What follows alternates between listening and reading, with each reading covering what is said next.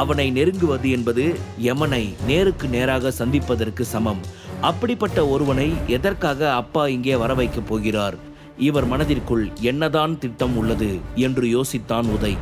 காரில் சென்று கொண்டிருந்த அஜய், நாம் இப்போ பெரியப்பா சொன்ன மாதிரி பாம்பேக்கு கிளம்பியே ஆகணும். இல்லாட்டி அஜய் கிருஷ்ணான்ற என்னோட பேருக்கு பின்னாடி கிருஷ்ணா என்னை விட்டு போயிடும். வேற வழியே இல்லை. இதை பற்றி நம்ம விக்ரம் கிட்ட சொல்லியே ஆகணும். ஏன்னா சுரபி மேடம்க்கு இந்த லால் குடும்பத்தினால பெரிய ஆபத்து இருக்கு. அப்படி ஒருவேளை அவங்களுக்கு ஏதாவது ஆச்சுன்னா விக்ரம் சாருக்கு என் மேலே இருக்கிற நம்பிக்கை போயிடும் என்று நினைத்தவன் அவசரமாக தனது ஃபோனை எடுத்து விக்ரமிற்கு கால் செய்தான். ஹலோ விக்ரம் சார், கேக்குதா? நீங்கள் எதுவும் பிஸியாக இருக்கீங்களா? நீங்கள் பிஸியாக இருக்கீங்கன்னா சொல்லுங்கள், நான் கொஞ்சம் நேரம் கழித்து கால் பண்ணுறேன். ஆனால் நான் ரொம்ப முக்கியமான விஷயம் உங்ககிட்ட பேசணும் என்று அஜய் பதட்டமாகவே சொல்ல, என்ன அஜய், என்ன விஷயம், சீக்கிரம் சொல்லு என்று சொன்னான் விக்ரம். சார், இந்த லால் ஃபேமிலி நம்ம சுரபி மேடம் அட்டாக் பண்ணணும்னு நினைக்கிறாங்க. அவங்கள அழைச்சிட்டு வந்து இங்கே வீட்டில் வேலைக்காரியாக இருக்க வைக்க முடிவு பண்ணிட்டு இருக்காங்க. இப்போ கூட என்ன வச்சு தான் அவங்கள இவங்க வீட்டுக்கு அழைச்சிட்டு வர சொல்லி எங்கள் பெரியப்பா மூலமாக எனக்கு மிரட்டல் கொடுத்தாங்க. ஆனால் நான் மாட்டேன்னு சொல்லிட்டேன். அது மட்டும் இல்லாமல் என்னோட பெரியப்பா என்னை உடனே கிளம்பி பாம்பேக்கு வர சொல்லிட்டாங்க. இங்கே சென்னையில் இருக்க என்னோட எல்லா ப்ராப்பர்ட்டியும் அவங்க கைவசப்படுத்துகிற மாதிரி சொல்லிட்டாங்க. ஸோ இனிமேல் எனக்கு சென்னையில் வேலை இருக்காது. நான் இப்போவே பாம்பேக்கு தான் போய் ஆகணும் என்று அஜய் நடந்த அனைத்தையும்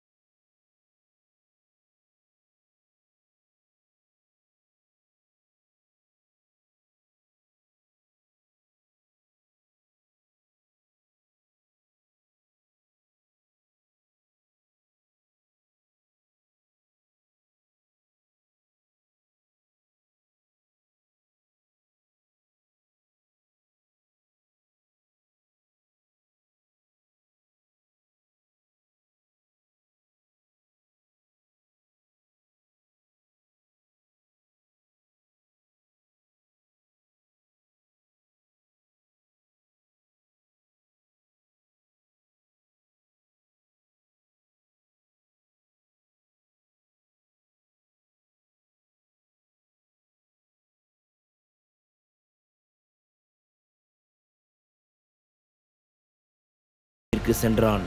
அபினவ், நான் சொன்ன மாதிரி எல்லாத்தையும் பண்ணி முடிச்சிட்டீங்களா என்று கேட்டான்.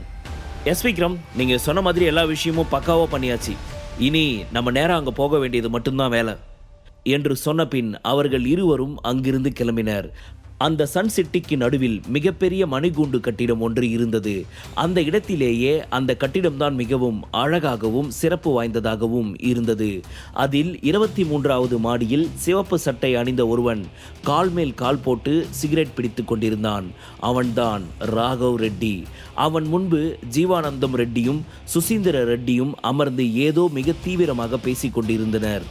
ராகவ், எனக்கு இந்த விஷயத்தை பற்றி சொன்னது அந்த லெனின் தான் என்று ஜீவானந்தம் ராகவிடம் சொல்ல, யாருக்குடா இந்த அளவுக்கு தைரியம் இருக்கு? நம்ம ரெட்டி ஃபேமிலியவே ஃபாலோ பண்ணி நம்ம ஆளுங்களவே பிடிச்சு வச்சு நம்மளை பற்றி விசாரிச்சிருக்காங்க. இதை நம்ம சும்மா விடக்கூடாது. அவங்கள எப்படியும் கண்டுபிடிச்சாகணும். இல்லை நம்ம ரெட்டி குடும்பத்துக்கு மேலே இருக்கிற மரியாதை குறைய ஆரம்பிச்சிடும். இப்போ இருக்கிற பவரை நம்ம கையில் தக்க வச்சுக்கிட்டா மட்டும்தான் இந்த உலகம் முழுக்க நம்ம ராஜா. ஸோ உடனே நான் சொன்னதுக்கு ஏற்பாடு பண்ணுங்க.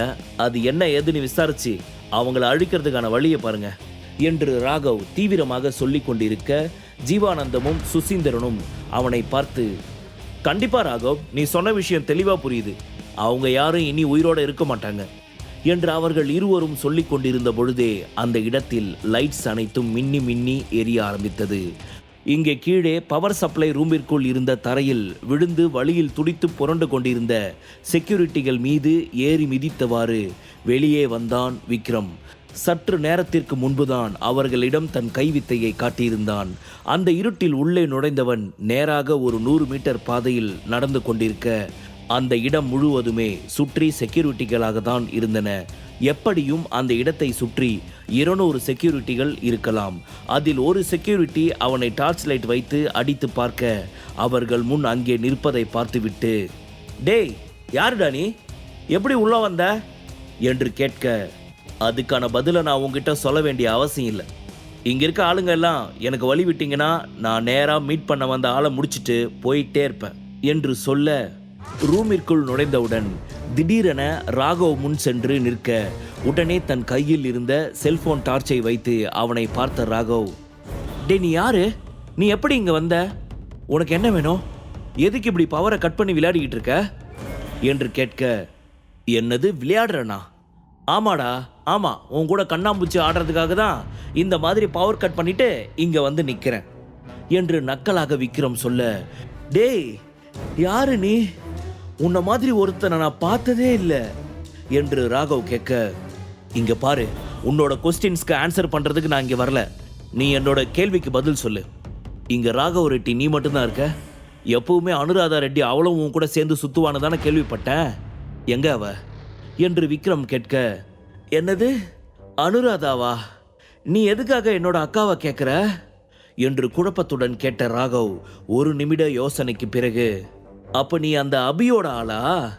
அபினவ் தான் ரீசெண்டாக என்னையும் அணுவை பற்றியும் விசாரிச்சு வந்தான். அப்போ நீ அந்த அபினவ் ஆள் தான். நீ எதுக்காக தேவையில்லாமல் அவங்க பின்னாடி சுற்றிக்கிட்டு வேலை பார்த்துக்கிட்டு இருக்க? நான் உனக்கு மாதம் 5 கோடி தரேன், நீ என் கூடவே இருந்துரு என்று ராகவ் அவனை பணத்தாசை காட்டி தன்வசப்படுத்த நினைத்தான். உண்மையை சொன்னால் விக்ரம் தன்னை அடித்து விட்டான் என்று அவன் மீது அத்தனை கோபம் இருந்தது. இருந்தாலும் தனது இத்தனை நூற்றுக்கணக்கான செக்யூரிட்டிகளையும் தன் முன்னால் ஒரு சண்டையில் கூட தோற்காத எல் சொன்னால் எண்ணெயாக இருக்கும் ஜீவானந்த ரெட்டியும் சுசீந்திர ரெட்டியையும் போட்டு தள்ளிய இந்த விக்ரமை அவன் மிகவும் பலசாலி என்று நினைத்தான். அதனால்தான் அவனிடம் இத்தனை பேரம் பேசிக் கொண்டிருக்கிறான். இதை கேட்ட விக்ரமோ சிரித்துக்கொண்டே, என்னது நீ எனக்கு 5 கோடி சம்பளம் தரியா என்று சொன்னவன் அவனது கன்னத்தில் பலார் பலார் என்று ஓங்கி அறைய ராகவ் 2 சுத்து சுத்தி கீழே விழுந்தான். டேய், நான் உனக்கு பணம் தரேன்னு தானே சொன்னேன், இப்ப எதுக்கு தேவையில்லாம அடிக்கிற? நீ என்னடா பைத்தியமா? பணம் தரேன்னு சொன்னா எவனாவது அடிப்பானா? ஆனா நீ சரியான சைக்கோவா தாண்டா இருப்ப என்று சொல்ல, இங்க பாருடா, யாருக்கு வேணும் உன்னோட பணம்? நீ நினைக்கிற மாதிரி நான் யாருக்கு கீழேயும் வேலை செய்யல. அப்போ உனக்கு பணம் வேணாம்னா நீ யாரோட ஆளு? எதுக்காக தேவையில்லாம என்னை வந்து அடிக்கிற என்று கேட்க, நான் ஆதித்யா ஃபேமிலியோட வாரிசுடா என்று சொல்லிக்கொண்டே ராகவின் கழுத்தை பிடித்து அவனை மேலே தூக்கினான். இப்பொழுது ராகவிற்கு அத்தனை ஒரு பயம் வந்தது. அவன் உடலில் உள்ள ரத்தம் உறைந்தது. என்னது ஆதித்யா ஃபேமிலியா? ஆதித்யா ஃபேமிலியில இப்ப அந்த வயசானவரை தவிர வேற யாருமே எங்களுக்கு தெரிஞ்சு உயிரோட இல்ல. அப்படி இருக்கப்போ நீ மட்டும் எப்படி என்று கேட்டவன், ஒருவேளை இவன் பேயா இருப்பானோ என்று மனதிற்குள் நினைத்த ராகவிற்கு பயம் அவனை சூழ்ந்து கொண்டது. ராகவின் கழுத்தை இறுக்கிக் கொண்டே, ஒழுங்கு மரியாதையா அனுராதா எங்கன்னு நீ சொல்ற? இல்ல இன்னும் 5 செகண்ட்ல உன் உயிர் பிரிஞ்சிடும் என்று மிரட்டினான் விக்ரம். முழு கதையையும் கேட்டு மகிழ பாக்கெட் FM ஆப்பை டவுன்லோட் செய்யுங்கள். லிங்க் டிஸ்கிரிப்ஷனில் கொடுக்கப்பட்டுள்ளது.